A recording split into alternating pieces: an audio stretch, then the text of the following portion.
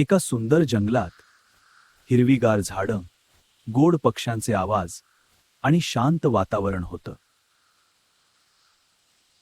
त्या जंगलात राहत होता एक छोटा गोड ससा. त्याचं नाव होतं चिंटू.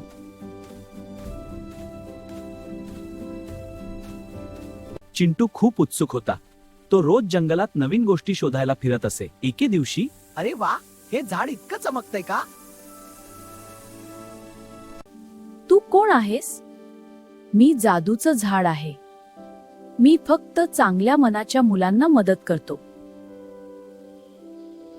झाडाने चिंटूला एक जादूचा चमकणारा दगड दिला.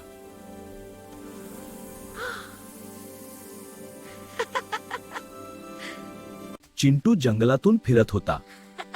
तो खूप आनंदी होता. त्याला आज जादूचा दगड मिळाला होता.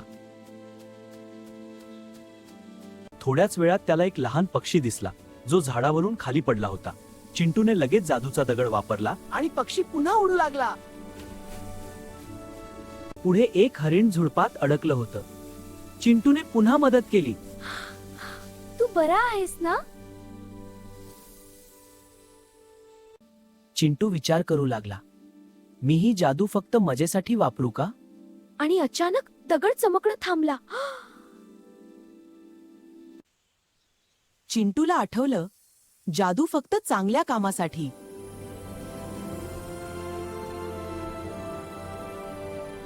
आणि पुन्हा जादू सुरू झाली.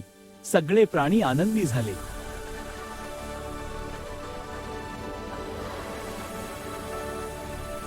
मुलांनो, खरी जादू म्हणजे इतरांना मदत करणे.